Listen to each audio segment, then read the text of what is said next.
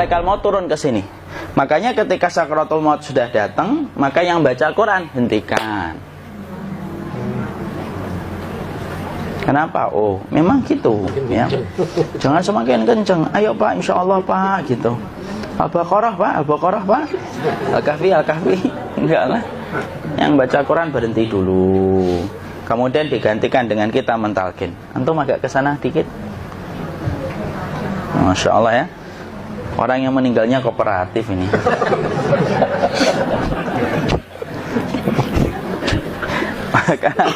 maka agak kesini ya. Maka disunahkan kita untuk mentalkinnya. Nanti ketika mentalkin jangan terlalu sering, jangan terlalu membebani. Jangan terlalu sering itu la ilaha illallah, la ilaha illallah. Tidak gitulah.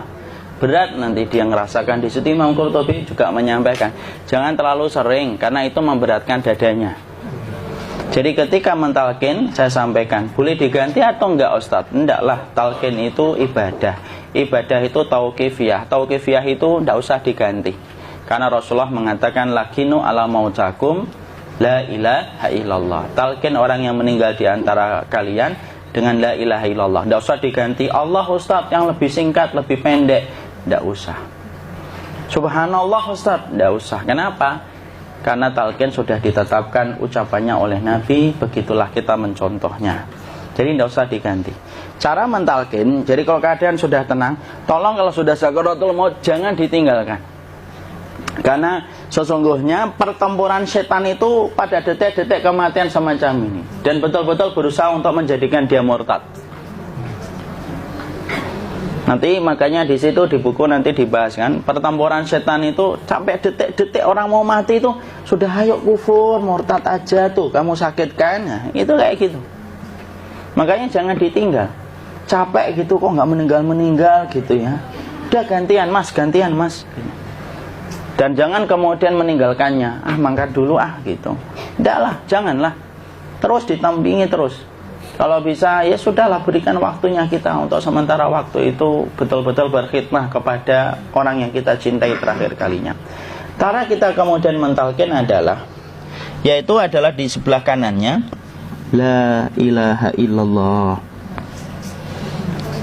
Biarkan dia mencerna dulu, tidak usah buru-buru kemudian kita langsung nimpali lagi. Dia mencerna dulu sembari kita doakan, peluk, ya Allah dimudahkan gitu.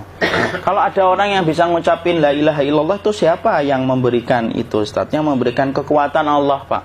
Karena ngomong aduh aja sudah tidak mampu. Makanya Allah berfirman dalam surat Ibrahim, yusabbitullahu alladhina amanu bil qawli tsabit fil hayatid dunya wa fil akhirah. Allah teguhkan perkataan orang yang beriman dalam kehidupan dunia dan akhirat. Dunia itu ya ketika menjelang kematiannya. Makanya dia bisa ngomong la ilaha illallah. Sebenarnya ngomong aduh aja udah gak mampu. Kalau bisa ngomong, dia mesti ngomong aduhnya dulu. Tapi Allah yang menggerakkan. Ngomong la ilaha illallah. Makanya mangkana akhiru kalamihi la ilaha illallah dakhalal jannah. Barang siapa akhir kalamnya itu adalah la ilaha illallah, pasti masuk surga. Makanya kita lagi la ilaha illallah. Dah, cara dulu. Tidak usah minta diburu-buru ya. Tidak usah gini. Ayo la ilaha illallah. Ayo.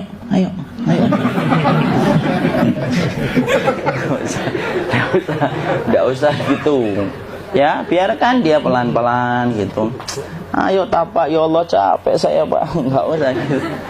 Dia ucapkan la ilaha illallah. Kemudian dia mencerna.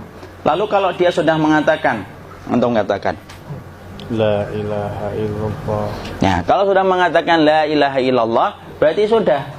Tidak usah ditalkin lagi, tidak usah. Belum meninggal juga Ustaz? Tidak apa-apa, biarin aja. Dia di situ aja. Kecuali dia ngomong lagi dan gak usah diajak ngomong alhamdulillah ya Pak, ya Allah gitu. Terus dia jawab alhamdulillah ya. Itu berarti ucapan terakhirnya alhamdulillah. Atau ketika habis ditalkin la ilaha illallah, dia ngelihat air. Nah itu berarti ucapan terakhirnya air. Talkin lagi, nggak usah marah. Aduh Pak minta air. Mau minta air nanti aja dikubur gitu loh. Jangan gitu. Biarin aja. Jangan kemudian setelah la ilaha illallah, la ilaha illallah, terus Ayo tutup, awas ya ngomong lagi ya. Nggak bisa gitu juga.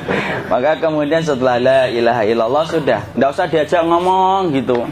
Terus kemudian nggak usah ada anaknya perempuan, ya Allah Pak sudah bisa ngomong la ilaha illallah, usah gitu. Cukup dalam hati alhamdulillah gitu. Diam kita dengerin gitu.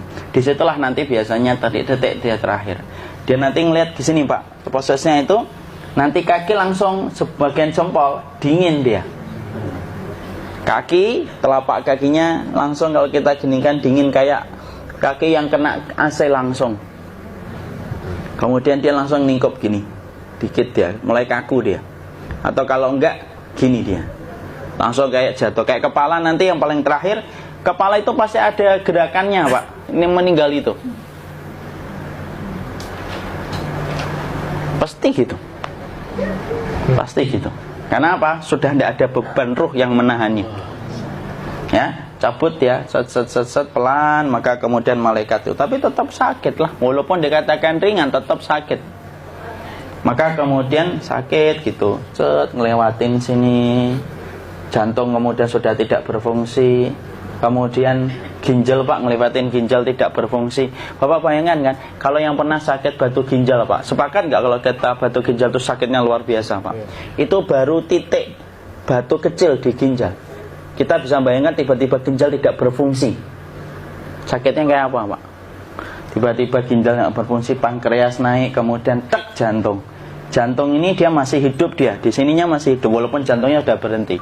Naik. Kemudian mata, dia ngelewatin mata. Organ tubuh yang paling setia sama ruh itu mata. Maka kemudian mata dia ngelihat dia, set. Ngelihat set keluarnya, set naik dia. Nah, dilihat ini sama dia. Makanya Rasulullah mengatakan innar ruha idza qubida tabi'ahul basar. Ruh itu kalau dicabut, mata itu ngikutin kemana perjalanan ruh itu. Makanya ada yang meninggalnya gini. Ya itu bukan tanda su'ul khatimah, itu tanda fitrahnya mata ngikutin ruh. Atau kemudian bukanya sedikit. Ada yang kayak senyum Pak, ada yang kesini yang keringetan. Nah, itu tanda husnul khatimah. Ada yang senyum. Jadi sakitnya setelah selesai itu plong gitu loh. Makanya kemudian ada yang tersenyum. Maka itu tanda. Kalau kita ngelihat orang yang membuka mata kayak gini, tidak usah takut. Cepat-cepat kemudian kita nanti tutup. Biasanya kalau terlalu lama, itulah yang menjadikan ini tidak bisa ditutup. Makanya harus pakai kapas akhirnya. Karena apa? Karena pas meninggal nggak langsung ditutup. Biasanya karena perawat takut, dokternya juga nggak tahu itu, dibiarin itu. Makanya ada beberapa mata yang ditutup pakai tensoplas kan? Sebenarnya kalau langsung bisa nutup dia, fitrahnya nutup mata itu. Jadi kemudian kita baca Allahumma firlahu warhamhu wa'afihi wa'fuanhu atau bismillah wassalatu wassalamu ala rasulillah, tutup.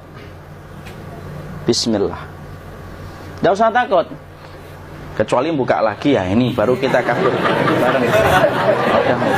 Kalau buka lagi Pak, insya Allah Pak, ya Allah ya kita kabur bareng-bareng Pak. Diusap Pak, diusap gini. Enggak disenggol gini enggak. Digini kan, sudah meninggal dunia. Tangan boleh begini, boleh diluruskan, enggak ada ketentuannya.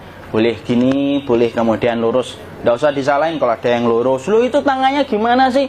Posisikan kayak sholat. Nah, ada perintah kayak gitu. Jadi kemudian dikondisikan saja. Terus maka kemudian dipijit-pijit, akiknya dikeluarin, kemudian jamnya dilepas, gigi palsunya dilepas kalau ada, ya. Kemudian apa setelah itu? Coba buku.